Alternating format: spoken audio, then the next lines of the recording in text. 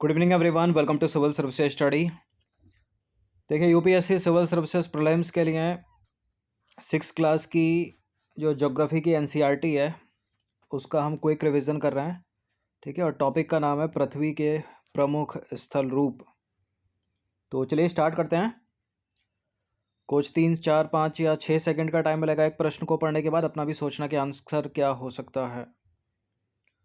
ठीक है, बाकी प्लेलिस्ट बना रखी है इसकी, जितने भी टेस्ट इसके हो गए हैं वहाँ तक आप पहुँच सकते हो। तो क्वेश्चन नंबर 1 है, देखिए, पृथ्वी के विभिन्न स्थल रूपों जैसे कि पर्वत, घाटी, पठार और मैदानों का निर्माण किन प्रक्रियाओं के परिणाम स्वरूप हुआ है? बताइए। आंतरिक प्रक्रिया के कारण, बाह्य प्रक्रिया के कारण, आंतरिक एवं बाह्य दोनों प्रक्रियाओं के कारण, या इनमें से किसी भी प्रक्रिया के द्वारा नहीं। पृथ्वी के विभिन्न स्थल रूप जैसे कि पर्वत, पठार, घाटी, मैदानों का निर्माण जो हुआ है वो आंतरिक प्रक्रिया के कारण भी हुआ और बाह्य प्रक्रिया के कारण भी हुआ है। ठीक है, तो इसका आंसर ऑप्शन नंबर सी हो जाएगा, आंतरिक एवं बाह्य दोनों प्रक्रियाओं के कारण। तो विभिन्न प्रकार के स्थल रूपों का जो निर्माण है वो 2 प्रक्रियाओं से हुआ है। आंतरिक या प्रथम प्रक्रिया के कारण बहुत से स्थानों पर पृथ्वी की सतह जो है कहीं ऊपर उठ जाती है तो कहीं नीचे धंस जाती है। दूसरी या बाह्य प्रक्रिया स्थल के लगातार बनने या टूटने की प्रक्रिया है। क्वेश्चन नंबर 2 पर आ जाइए। नीचे दिए गए कथनों में से कौन सा कथन जो है वो सत्य है? पहला स्टेटमेंट है, पृथ्वी की सतह के टूटकर घिस जाने को अपरदन कहते हैं, यानी इरोजन, और पृथ्वी की नई सतहों के निर्माण की प्रक्रिया को निक्षेपण कहते हैं। कौन सा करेक्ट है? पृथ्वी की सतह बिल्कुल टूटकर घिस जाएगी तो अपरदन हो गया ना उसका, और पृथ्वी की नई सतह के निर्माण की प्रक्रिया निक्षेपण कहलाती है। ये करेक्ट है, दोनों के दोनों स्टेटमेंट, सी हो गया इसका आंसर। तो पृथ्वी की सतह के टूटकर घिस जाने को अपरदन कहते हैं, और अपरदन की क्रिया के द्वारा जो है सतह नीची हो जाती है तथा निक्षेपण की प्रक्रिया के द्वारा इनका फिर से निर्माण होता है। तो दोनों के दोनों स्टेटमेंट करेक्ट हो गए। ये दोनों प्रक्रियाएं बहते हुए जल से, वायु से और बर्फ के कारण होती हैं। साथ ही यह स्थलाकृति निर्माण की बाह्य प्रक्रिया के अंतर्गत आती है। ठीक है, जो ऊपर देखी थी हमने, आंतरिक और बाह्य। क्वेश्चन नंबर 3 पर आ जाइए। विश्व की सबसे पुरानी वलित पर्वत श्रृंखला कौन सी है इनमें से? ये सारे के सारे वलित पर्वत हैं, यानी फोल्ड माउंटेन है, और सबसे पुरानी है अरावली रेंज। तो भारत की अरावली पर्वत श्रृंखला जो है विश्व की सबसे पुरानी जो है वलित पर्वत श्रृंखला है, और अपरदन की प्रक्रिया के कारण यह श्रृंखला जो है घिस गई है। उत्तरी अमेरिका के अपलेशियन तथा रूस के यूराल पर्वत गोलाकार दिखाई देते हैं एवं इनकी ऊंचाई जो है वो कम है, और ये बहुत पुराने वलित पर्वत है, लेकिन उतने पुराने नहीं जितनी अरावली। और भारत का हिमालय भी वलित पर्वत का उदाहरण है, यानी फोल्ड माउंटेन है। क्वेश्चन नंबर 4 पर आ जाइए। नीचे दिए गए कथनों पर विचार करेंगे। 2 कथन है यहाँ पर। जिन पर्वतों पर हमेशा जमी रहने वाली बर्फ की नदियाँ होती हैं उन्हें हिमानी कहते हैं, और पर्वतों के एक रेखा क्रम में व्यवस्थित होने को श्रृंखला कहा जाता है। हिमालय देखा जाए तो समानांतर श्रृंखला में है। ठीक है, वो पूछा भी जाता है प्रश्न, तो करेक्ट है। फिलहाल दोनों के दोनों स्टेटमेंट सी है इसका आंसर। तो कुछ पर्वतों पर हमेशा जमी रहने वाली बर्फ की नदियाँ होती हैं, उन्हें हिमानी कहा जाता है। कुछ ऐसे भी पर्वत हैं जो समुद्र के भीतर हैं, जिन्हें हम नहीं देख सकते। पर्वत एक रेखा क्रम में व्यवस्थित भी हो सकते हैं, ठीक है, जिसे श्रृंखला कहा जाता है। और बहुत से पर्वतीय तंत्र समानांतर श्रृंखलाओं के क्रम में होते हैं, जैसे कि हिमालय समानांतर में, ठीक है, आल्प समानांतर है, और एंडीज पर्वत श्रृंखला समानांतर है। क्वेश्चन नंबर 5 पर आ जाइए। जिन पर्वतों की जो सतह है वो ऊबड़ खाबड़ होती है तथा शिखर उनका शंखवाकार होता है, ऐसे पर्वतों को क्या कहोगे? वलित पर्वत, भ्रंश पर्वत, ज्वालामुखी पर्वत, या इनमें से कोई नहीं। सतह उनकी ऊबड़ खाबड़ है, शिखर उनका शंखवाकार है, तो ऐसे पर्वत जो हैं वो फोल्ड माउंटेन है, यानी वलित पर्वत है। देखिए, जिन पर्वतों की सतह ऊबड़ खाबड़ होती है, शिखर उनका शंक्वाकार होता है, उन्हें वलित पर्वत कहा जाता है। एशिया में हिमालय, यूरोप में आल्प्स, नॉर्थ अमेरिका में रॉकी, दक्षिण अमेरिका में एंडीज, ये सभी के सभी वलित पर्वत के उदाहरण हैं, यानी फोल्ड माउंटेन है। क्वेश्चन नंबर 6 पर आ जाइए। नीचे दिए गए कथनों में से, मतलब युग्मों में से कौन सा जो है सही सुमेलित है? यूराल पर्वत, वॉस्जेस पर्वत, माउंट किलिमंजारो, माउंट फ्यूजियामा। ठीक है, यानी फ्यूजियामा पर्वत, किलिमंजारो पर्वत, मिलान कर दीजिए इनका, मतलब मिलान है, बता दीजिए कौन कौन से इनमें से सही समझ लेते हैं। कूट नीचे दिख रखा है ये। देखिए माउंट किलिमंजारो बिल्कुल ज्वालामुखी पर्वत है, और माउंट फ्यूजियामा भी ज्वालामुखी पर्वत का ही उदाहरण है। तो इसके सामने वलित लिख रखा है, वलित तो यूराल है, और फ्यूजियामा को मिला दो यहाँ से ज्वालामुखी पर्वत से। बाकी वॉसजेस भ्रंश पर्वत है, ठीक है, वॉसजेस भ्रंश पर्वत हो गया, माउंट किलिमंजारो ज्वालामुखी पर्वत हो गया, दूसरा तीसरा करेक्ट हो गया, और चौथा इनकरेक्ट है। चौथा पहले से मिलेगा और पहला चौथे से, तो फिलहाल 2 और 3 सही है।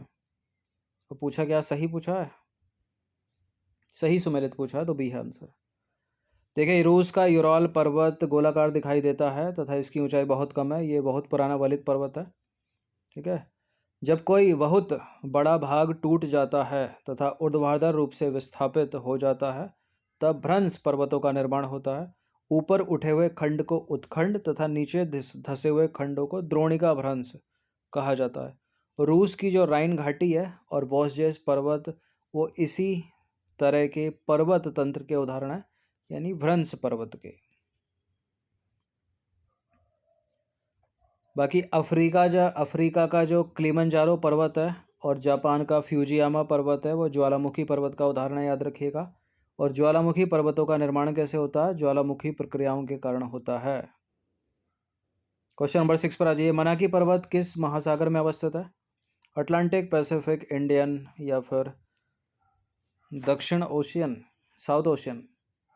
मनाकी पर्वत है पैसिफिक ओशन में, यानी प्रशांत महासागर में, भी है इसका आंसर। तो प्रशांत महासागर में स्थित है मनाकी पर्वत, ठीक है, और सागर की सतह के नीचे स्थित है ये। इसकी ऊंचाई माउंट एवरेस्ट शिखर से भी अधिक है। इसकी ऊंचाई कितनी है? 10,205 मीटर। और माउंट एवरेस्ट की कितनी है? 8,848 मीटर, तो उससे भी अधिक हो गई ना। क्वेश्चन नंबर 8 पर जाइए। विश्व का सबसे ऊंचा पठार कौन सा है? स्कूल में पढ़ा होगा आपने, ठीक है, तिब्बत का पठार है। तो तिब्बत का पठार विश्व का सबसे ऊंचा पठार है। ऊंचाई कितनी है इसकी? इसकी ऊंचाई है समुद्र तल से 4,000 से 6,000 मीटर तक। पठार यानी प्लेटू, उठी हुई सपाट भूमि होती है और यह आसपास के क्षेत्रों से अधिक ऊपर उठा हुआ होता है। पठारों की ऊंचाई प्रायः कुछ 100 मीटर से लेकर कई हजार मीटर तक हो सकती है।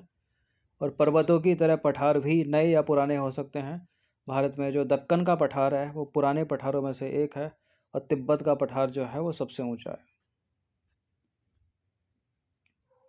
क्वेश्चन नंबर 9 पर आ जाइए। हुंडरू जलप्रपात निम्नलिखित में से किस नदी पर अवस्थित है? शरावती नदी, कावेरी नदी, स्वर्णरेखा नदी, नर्मदा नदी।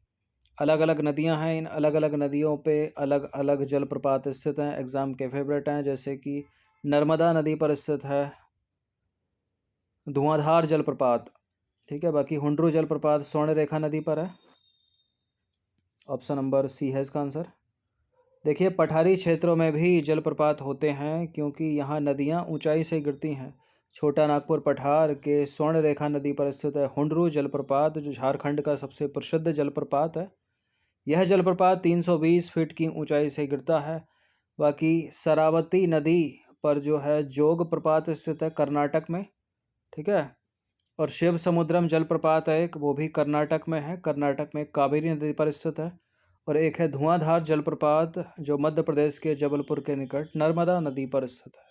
तो नर्मदा नदी पर जो ऑप्शन में थी धुआंधार जलप्रपात है, कावेरी नदी पर जो ऑप्शन में थी शिव समुद्रम जलप्रपात है, और शरावती नदी जो भी ऑप्शन में थी उस पर जोग प्रपात है।